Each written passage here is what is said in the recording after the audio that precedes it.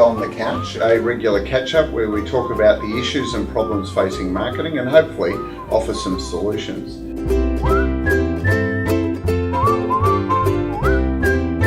Today I'm joined by Chief Marketing Officer John Chatterton. Welcome, John. Thanks, Darren. Look, there's a lot going on at the moment. It's a challenging and exciting time for marketers. I'm just wondering, what are you seeing as the biggest challenge facing you as a CMO?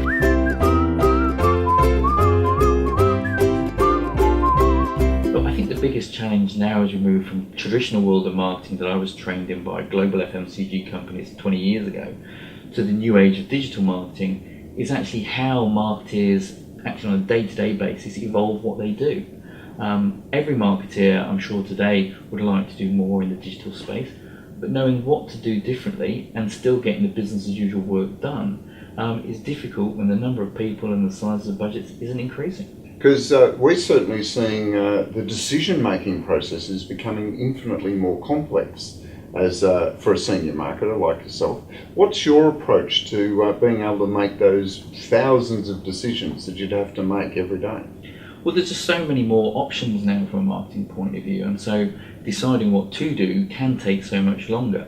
I think really the only way to tackle that is to keep things simple, to make sure you stay focused on a strong strategy, that with that strategy you have just a few key KPIs identified, and you can then cascade that through all the way through to channel selection, including all the new digital options. Now, you've come from a long career in traditional consumer goods marketing and quite a distinguished career, but recently you've been working in the higher education area. Just wondering, what have been the similarities and differences for you between the two?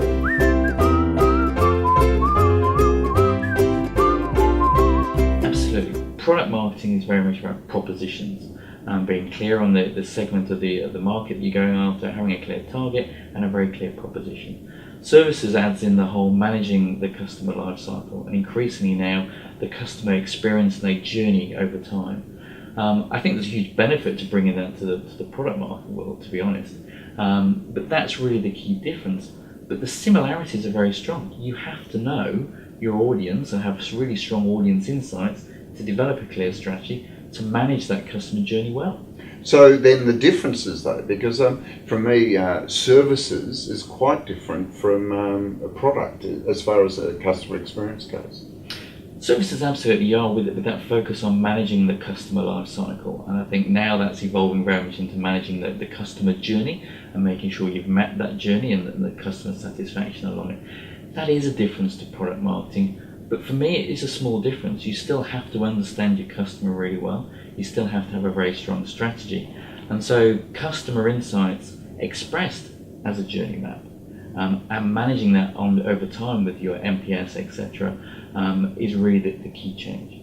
The higher education system is undergoing some huge transformations at the moment. What do you see as the role of marketing in assisting or moving that transformation ahead?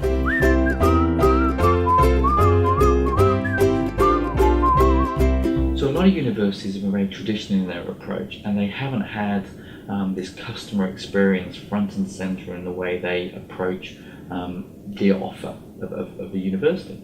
I think the marketing team can bring that customer experience, the voice of the customer, to the fore with the university and use that to inform decision making at the university for all matters. I think that's a very important role for the marketing team. And then on the other side, you've got the employers are also expecting more from universities, aren't they? Yeah, employers want their graduates from university to be job ready. Again, just having a degree is no longer enough. There are more and more people now graduating with degrees, twice as many as they used to be. And so employers now don't just want you to have a degree, but they want you to be, as they call it, work ready and have certain skills. They want accountant graduates to actually know how to use Excel, to be able to present, to be able to problem solve, to be able to work with other people in teams. And they want those work ready skills from graduates day one, not that they have to actually build those skills later on. So are there any particular unique issues that are facing the category in doing that transformation?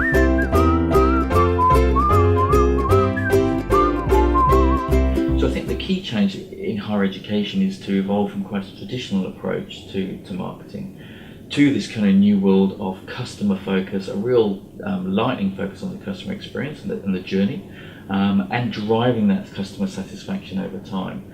A lot of universities still don't refer to students as customers, and they're not managing the customer experience. So bringing the customer into the centre of decision making at the university is a massive opportunity for marketeers at universities. It's a real issue, isn't it? Because in many ways, unless you embrace the underlying business model, it's very difficult to manage it, isn't it? And it seems to me that tertiary education is one of those areas that they've ended up in sort of two mindsets. There's a business model which is becoming increasingly important, and then there's the sort of tradition of education. But absolutely, I think higher education, especially universities, hasn't changed too much for quite a while. And now what we're seeing in the last 5-10 years is a real fast-paced development of expectations from both employers, from government, and also from students. The students have to pay more, they want a better customer experience for themselves. As employers feel like they're having to take graduates, and more graduates have degrees, they're wanting their graduates to be job ready. And the government is looking for an outcome from the billions of dollars they invest in higher education, and wants those graduates to contribute to society rather than to have a degree and then just go and make coffee at the local cafe. Because it's certainly become a lot more competitive, hasn't it, higher education? You know, there are now more options than ever before. Certainly marketing must have a significant role in that.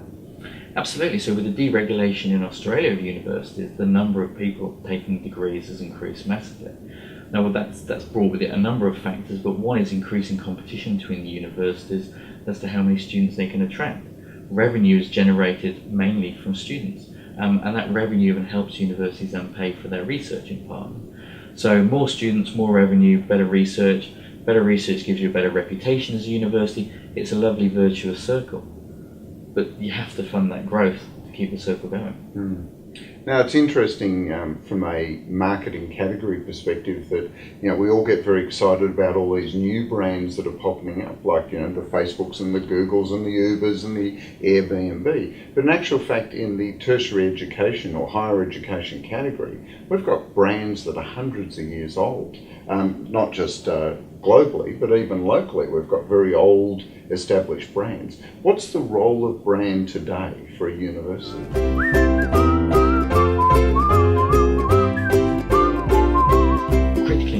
It always has been, and I think today very much so. If you think about it, when applying for an IT degree as a future student, you don't really know what you're getting. You don't really know what you're going to get taught, you don't know what the customer experience is going to be about, and you don't know how it will differ between different institutions. Because you don't know that, you have to make a decision based on a different criteria, and so typically it's brand reputation. You know that if you go to a Tier 1 university, that you and future employers will view that as a Tier 1 university degree, and that has more weight to it than going to a Tier 2 university. But you are buying blind. You really don't know what you're getting. Yeah. So, you know, the idea of just looking at a data solution to building a university business actually also still needs an essential view of the brand as well. Absolutely, which is why you're seeing brands expanding around the world, universities in Australia opening up campuses in Asia, partnering with, say, Chinese universities, utilising their brand to actually enhance university on more of a global reach. It's a fascinating category, and one that I think will see some significant changes in the coming years. Yeah, I think so. I think the pressures from what employers want, the pressures from what students want now they're being asked to contribute more to their degree, and also the opportunities with digital delivery of learning and teaching now will come together to change the sector certainly over the next 10 years, far more so than the sector's changed in the last 10-20 years. Well, John, thank you very much for your time, and thanks for joining me on the couch. Darren, it's been a pleasure.